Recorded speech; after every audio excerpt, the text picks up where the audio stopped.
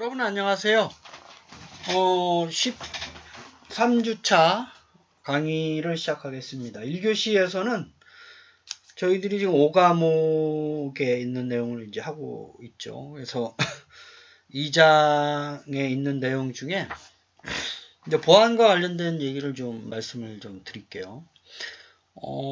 기본적으로 소프트웨어를 이제 생명주기에 따라서 개발하고 유지보수를 하죠.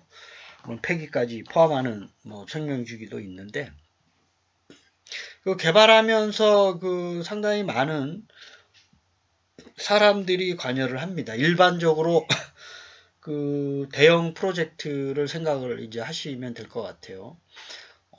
여러분들이 개별적으로 하는 과제의 어떤 그런 성격이 아니라 일반적으로 기업에서 어떠한 그 공공 프로젝트 또는 기업 프로젝트를 이제 수행하는 그 소프트웨어 개발 회사들은 그 전체적으로 시작 단계에서부터 모든 사람들이 보안에 대한 어떠한 그 책임, 자기들이 해야 될 의무가 있어요. 그걸 아주 법적으로 이제 아예 그 규정을 해놓기도 합니다. 행정안전부라든지 과기부라든지 기타 교육부 자기네들도 나름대로 교육 소프트웨어 같은 경우 보안이 다 법령으로 이제 정해져 있어요. 그래서 그런 내용도 좀 살펴보고, 저희들이 앞에서 소프트웨어 관련 기술이라든지 신기술 좀 살펴봤죠. 그 다음에 이제 하드웨어라든지 데이터베이스, 이런 신기술 관련된 용어. 그 다음에 이제 그 보안 관련돼서 OS에 아예 시큐어 OS라 그래서, OS 자체의 보안 기능을 이제 설정하는 방법. 그 다음에 이제 주로 데이터베이스와 관련된 얘기인데요. 데이터베이스가 문제가 생겼을 때, 회복하는 방법, 얘를 이제 병행해서 제어하는 방법, 그 다음에 데이터를 표준화하는 방법, 요런 내용들을 가지고 좀 요번 주에 좀 살펴보도록 이제 그렇게 하겠습니다. 처음에 소프트웨어 개발 보안에 대한 얘기를 좀 말씀을 드릴게요. 아까도 말씀드렸지만 시작 단계에서부터 모든 개발 주체들이 보안에 관련된 수행하는 업무가 있고 그걸 반드시 지켜줘야 돼요. 그래서 그런 내용을 지켜주지 않았을 때 보안 문제가 발생하게 됐을 때에 그 어떠한 책임 소재를 명확하게 하고 원인을 파악을 하는데 좀 도움이 될 수 있기 때문에 보안을 시작 단계에서부터 고려를 한다. 이 내용을 좀 알아두시고, 소프트웨어 개발 보안이란 뭐냐면 개발 과정에서 발생할 수 있는 보안의 취약점을 최소화하면서 외부로부터 내부로부터의 보안 위협으로부터 안전한 소프트웨어를 개발하기 위한 일련의 보안 활동 과정을 우리가 소프트웨어 개발 보안이라고 이제 얘기를 하는 거예요. 이걸 하는 이유는 이제 세 가지 목적이 있는 거죠. 기밀성, confidential, 이제 비밀성, 이런 얘기죠. 그 다음에 무결성, 결함이 없어야 돼요. 소프트웨어가. 그 다음에 보안으로부터 안전한 가용성을 제공을 하기 위해서 세 가지의 목표를 일반적으로 소프트웨어 개발할 때의 보안을 우리가 하는 이유, 저희들이 하는 이유가 뭐냐? 세 가지다 이거죠. 기밀성, 무결성, 가용성. 알겠죠? 이걸 반드시 외워두셔야 돼요. 다음 중 소프트웨어 개발하는 보안의 목표나 목적이 아닌 것은 이렇게 나오기 때문에 여러분들 영어로도 좀 같이 좀 외워두시기를 당부드리겠습니다. 그래서 이제 소프트웨어 보안의 취약점이라는 얘기를 많이 이제 할 거예요. 이제 취약하다라는 얘기는 누군가가 악의적인 목적으로 사용되고 있는 소프트웨어를 해킹을 해서 상당히 많은 보안에 관련된 어떤 위협을 가하는 거죠. 그래서 이런 경우 어떤 때 발생하냐면 5가지 이제 이렇게 됐을 때 이제 보안에 취약한데 사전에 개발 보안에 어떤 해야 될 임무를 잘 정의하거나 수행되지 않으면 보안 요구사항이 잘 정의되지 않으면 이제 발생을 하고요.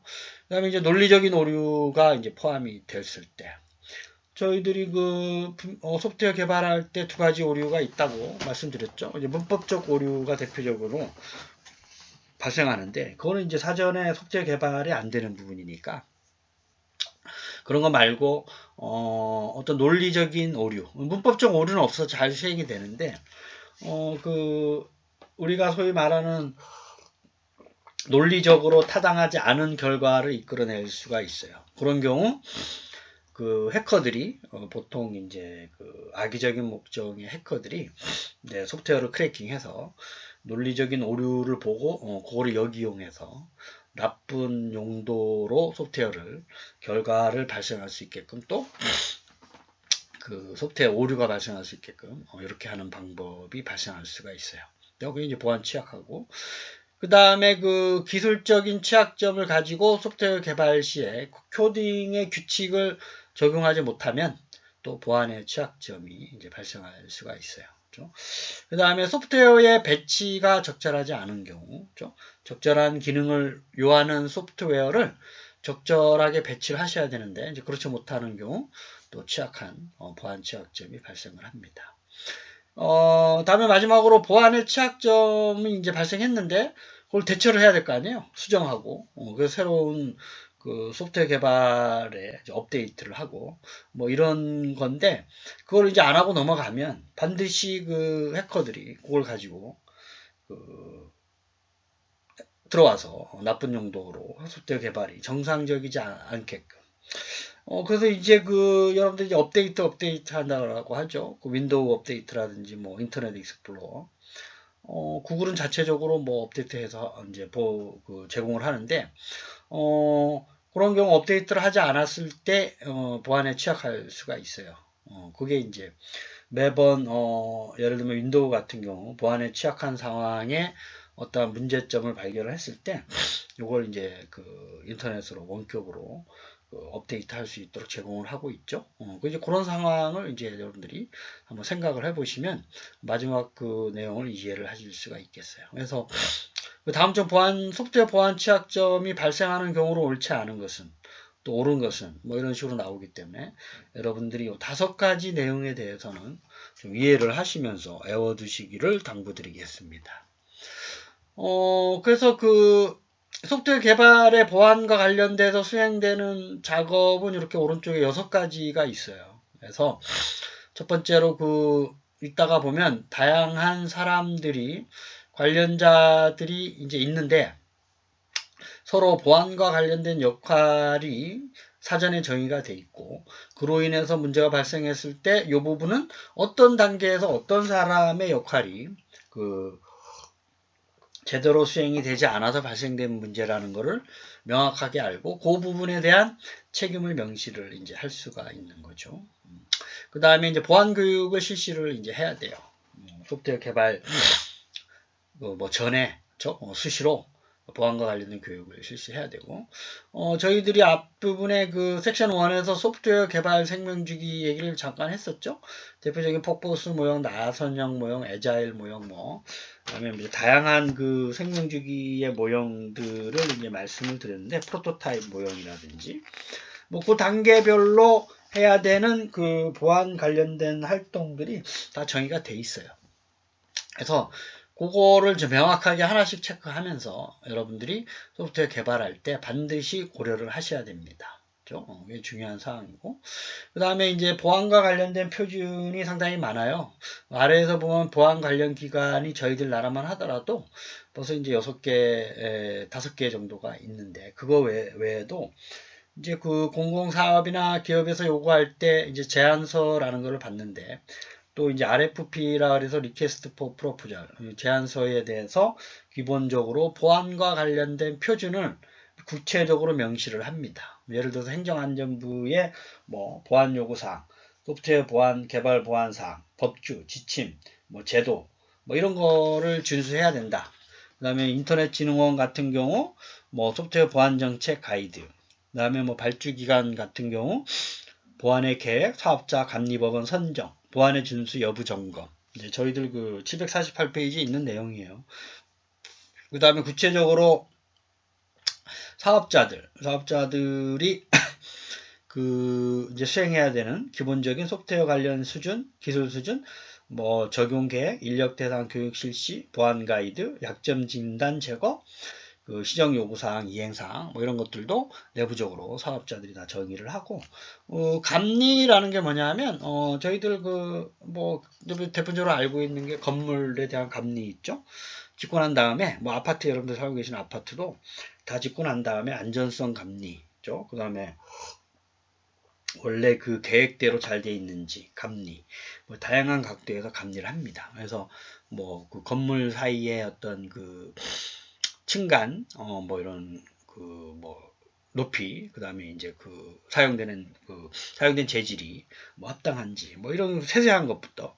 마찬가지로, 소프트웨어 회사에서도 소프트웨어를 감리하는 회사가 있어요. 이제 그런 감리법인, 대형 프로젝트인 경우. 그래서 그 소프트웨어에 대해서 평가를 합니다. 품질이라든지 보안 약점, 뭐 이런 거를 그 감리법인 회사를 정해서 반드시 감리를 받아서 저희들 뭐 회사나 학교나 뭐 이런 데 들어오게끔 명시를 이제 해놔요. 그래서 그 감리법인이 감리를 받은, 입증된 소프트웨어만이 이제 들어올 수 있게끔 하는 방법이 이제 감리법인이 수행하는 방법이다. 이렇게 알고 계시면 되고, 그래서 이제 또 이제 각 단계마다 보안 활동을 수행을 하고 보안 교육을 실시하고 표준을 확립해서 재사용이 가능한 보안 모듈은 또 활용할 수 있게끔 또 수행을 하고 보안 통제에 대한 효과성을 수시로 검증을 하면서 그 소프트웨어 개발에 대한 보안 활동이 잘 이루어지면서 왼쪽 아래에 있는 취약점이 발생하지 않도록 유념해서 하셔야 된다. 뭐 이런 얘기로 여러분들이 소프트웨어 개발 보안이라는 내용을 이해하시기를 당부드리겠습니다. 그 다음에 이제 소프트웨어 개발할 때, 일종의 개발 업무와 관련된 사람들이 구체적으로 어떠한 소프트웨어 개발 단계별로 보안 활동을 하느냐를 이제 좀 이해를 하시면 되겠어요. 그래서, 뭐 여러분들이 이제 프로젝트 관리자가 나중에 이제 되기도 하죠. 이제 처음부터 프로젝트 관리자 하는 분은 없는데, 처음에 이제 임플리멘터라든지 아래에 보면 디자이너, 뭐 이런 역할로 하다가, 그다음에 아키텍처라는 게 이제 설계하는 사람, 전체적인 거, 그 다음에 요구사항 분석을 하는 사람, 그 다음에 PM. 이거 다, 어쨌든 밑에 테스트 어널리스트, 그 다음에 시큐리티 어디터, 감리와 관련된 보안 감리. 그래서 이런 일을 한 번씩 해본 사람이 전체적인 업무를 파악할 수가 있잖아요. 그래서 그런 사람들이 프로젝트 매니저라고 하는데, PM이라고. 전체적인 사업에 대해서 관할하는 분이 관리하시는 분이 이제 프로젝트 관리자예요. 이게 이제 PM이라고 하는데 어떠한 프로젝트 소프트웨어 프로젝트를 뭐 기관이나 공공기관이나 사업자한테 받을 때 PM이 대표적으로 가서 이제 제안서도 이제 발표하고 계약도 하고 뭐 이런 책임도 지고 뭐 이런 역할을 하는 사람입니다. 그래서 보통 이제 경력이 뭐 한 15년에서 20년 이상 된 사람들이 보통 많이 하는 일이죠. 전체적으로 다 이해를 하시는 분이 해야 되니까 코디네이터도 하고 이분이 이제 보안 활동과 관련된 일은 뭐냐면 전체적인 아래에 있는 분들한테 보안 전략을 전달하고 전체적인 소프트웨어 개발 보안 활동을 이해를 해서 잘하고 있는지 모니터링을 하셔야 돼요. 그게 이제 PM의 역할이다. 보안 활동이다. 이렇게 이해를 하시면 되고, 요구사항 분석가라고 하는 건 이제 수요자가 있겠죠? 소프트웨어 개발을 이제 해달라고 한 사람, 또는 이제 그걸 사용하는 사람에 대한 요구사항을 분석을 해야 돼요. 뭐, 개발하고자 하는 소프트웨어에 대해서 어떤 요구사항들이 있는가, 그죠? 그러면서 특히 보안과 관련된 활동에서는 보안과 관련된 요 소프트웨어의 비즈니스 요구사항을 설명을 할 줄 알아야 되고, 이해를 해야 되고, 그 다음에 사용되는 자원들이 있겠죠? 하드웨어 자원, 소프트웨어 자원, 사람. 그래서 이제 이런 것들에 대한 보안 요구사항을 이분이 마련을 해서 전달을 하셔야 돼요. 그래서 어떠한 보안 요구사항들이 하드웨어에 요구된다. 소프트웨어에 요구된다. 그 다음에 뭐 조사를 해보니까 이런 보안 관련된 요구사항들이 있더라. 추가로. 기본적으로 법령의 요구사항은 다 만족을 해야 되고 추가적으로 요구되는 사항에 대해서 이제 개발하는 사람한테 실제적으로 전달하고 이해시킬 수 있어야 돼요. 그죠? PM하고 상의를 해서. 그 다음에 이제 아키텍트라고 하는 게 아키텍처를 설계하는 이제 사람이에요. 이제 기본적인 틀을 만들고, 그 복잡한 소프트웨어 개발 과정을 체계적으로 접근하는, 그래서 밑그림을 그리는 사람들. 이제 건물의 구조물을 처음 만드는 사람이다 하는 것처럼, 소프트웨어의 기본적인 틀 만드는 사람이에요. 만드는 사람. 그래서 보안기술 문제를 이 사람은 이해를 하고 자원을 정의를 해서 자원별로 보안 요구사항을 적용을 하는 사람이에요. 적용. 요구사항 분석가로 받은 보안 요구사항 정의된 거를 가지고 이제 실제적으로 적용을 하는 거죠. 그 다음에 세부적으로는 디자이너가 또 이제 관여를 해서 보안 요구사항이 만족하는지 확인해야 되고, 문제를 발생했을 때 해결 방법을 정의를 해야 되고, 소프트웨어도 품질이 있어요. 품질 측정을 해야 됩니다. 그래서 그 소프트웨어 품질이 인증해지는 기관도 우리나라에 다 있어요. 외국에도 물론 있고. 그래서 비용을 최소화하는 방법을 제공하면서 품질 측정을 또 이제 자기네들이 만든 소프트웨어 품질에 대한 특정을 지원하는 업무를 또 하셔야 되고, 그 다음에 그 여러 개의 모듈별로 만든 소프트웨어를 통합할 때 그 보통 모듈 간에 이제 주고받는 메시지들을 가지고 보안 위협에 이해를 할 수 있도록 하셔야 돼요. 주로 이제 그 해커들이 좀 이제 자주 들어오는 게 모듈 내부에서는 워낙에 보안이 강하게 돼 있기 때문에, 그것보다 모듈 간에 왔다 갔다 하는 메시지를 몰래 훔쳐봐서 주는 메시지를 다르게 한다든지, 그걸 이제 악의적인 용도로 사용하는 거죠. 그거에 대한 위협을 이해하는 역할을 하는 거고, 그 다음에 이제 전체적인 보안 위협에 대한 대응을 이 사람들이 하는 거예요. 설계자가. 디자이너라는 게 그 웹 포토샵 디자인을 얘기하는 게 아니라 소프트웨어를 전체적으로 설계하는 사람을 얘기하는 겁니다. 디자이너. 그 다음에 임플리멘터는 이제 코딩하는 이제 분들이죠. 이제 시큐어 코딩에 대한 표준이 또 있어요. 시큐어 OS뿐만 아니라 시큐어 코딩에 대한 기본적인 방법을 준수를 해야 되고, 그 다음에 문서화 작업을 이분들이 이제 하는 거예요. 개발하면서. 그 다음에 테스트 어널리스트는 소프트웨어 개발 요구사항과 구현 결과를 실제적으로 확인해 보는 거죠. 잘 했는지, 위에서 요구된 보안 기술 문제, 자원에 대한 보안 문제, 그 다음에 통합 시 발생하는 보안 위협 문제, 품질 측정을 잘하고 있나, 뭐 보안 위협에 대한 대응은 잘하고 있나, 요구사항은 잘 만족하고 있나를 이분들이 전체적으로 테스트를 해서 해커 같은 역할을 해보면서 잘 대응하고 있는지를 이제 이분들이 테스트 어널리스트들이 이제 하고 있는 겁니다. 마지막으로 시큐리티 어디터라고 하는 건 뭐냐면, 이제 어디터라고 하는 게 감시자, 뭐 이런 감사자, 뭐 이렇게 얘기하는데, 감리예요, 감리. 그래서 현재 상태의 보안을 잘하고 있는지 확인을 하고, 적합성과 안전성을 이제 확인을 하고, 소프트웨어에 대해서 그 요구사항을 잘 만족하고 있냐, 완전하게 하고 있냐, 무결하게 하고 있냐, 결함이 없게끔. 그 다음에 소프트웨어 전체적인 개발 단계에서 보안 문제를 확인하는 뭐 이런 역할들을 하는 게 시큐리티 어디터라고 하는 거를 이제 수행하고 있습니다. 그래서 아까는 이제 소프트웨어 개발 단계별로 하셔야 되는 거를 구체적으로 살펴봤고, 이번에서는 이제 6분의 이제 어떤 주요 관리, 주로 역할을 하는 사람들이죠. 이제 여러분들은 처음에 이제 임플리멘터나 이제 그 다음에 좀 이제 디자이너나 뭐 아키텍처, 그 다음에 이제 프로젝트 관리자 이런 역할을 주로 할 텐데, 그 외에서도 요구사항 분석이나 테스트 어널리스트, 그 다음에 시큐리티 어디터로 업무를 수행하는 사람들이 각각의 그 소프트웨어가 최종적으로 완제품이 돼서 상용화되기 전까지 이렇게 다양한 보안 활동들을 수행하고 있다는 것을 여러분들이 또 해야 된다는 것을 여러분들이 좀 이해해서 학습해 보시기를 바라겠습니다. 다음에 말씀드릴 내용은 소프트웨어 개발과 관련된 그 보안에 관련된 법령하고 규정의 이제 내용이에요. 그래서 그 소프트 개인정보 보호 관련된 거, IT 기술과 관련된 거 두 가지로 구분을 해서 좀 말씀을 드리면, 상당히 많은 법령과 지침, 그다음에 가이드라인, 뭐 기준, 고시, 뭐 서로 다른 용어로 하고 있지만, 이거를 이제 보통은 대형 프로젝트나 국가에서 사용되는 이제 그 소프트웨어들, 그러니까 여러분들이 쉽게 생각하면 그 저희 나라의 모든 초중고는 교육부에서 관리하는 나이스, 그러니까 요즘 이제 이름이 좀 바뀌었는데 뭐 어쨌든 그런 통합 시스템 같은 경우 보안이 엄청 중요하죠. 여러분들이 초중고 성적을 누군가 해킹해서 문제가 발생하게 되면 이게 상당히 그 파급 효과가 크기 때문에 그 소프트웨어 개발하는 업체 교육부에서 이제 그 자금을 주고 개발해 달라고 하는 거죠. 업체에다가.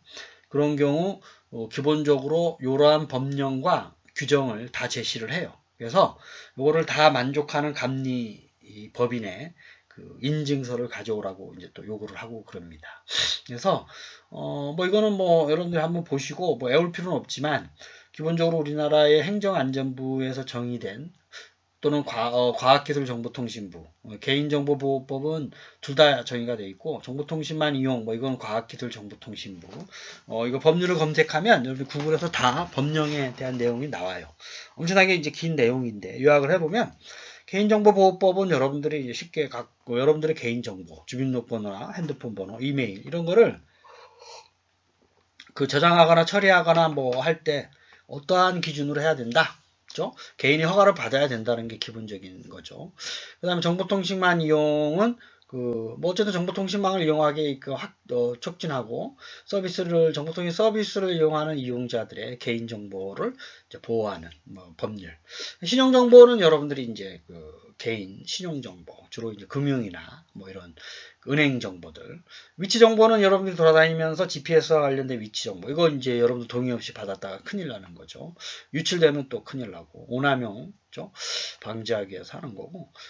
그 다음에 여러분들의 개인정보의 처리에 관한 기준, 개인정보 침해의 유형, 예방조치, 이런 기준을 또 마련해서 소프트웨어로 설계해야 되고, 개인정보의 안전성 확보, 그렇죠? 그래서 그 개인정보가 분실 또는 도란, 유출, 위조, 변조, 뭐 훼손되지 않도록 기술적, 관리적, 물리적 보안. 보안에 이 세 가지가 있어요.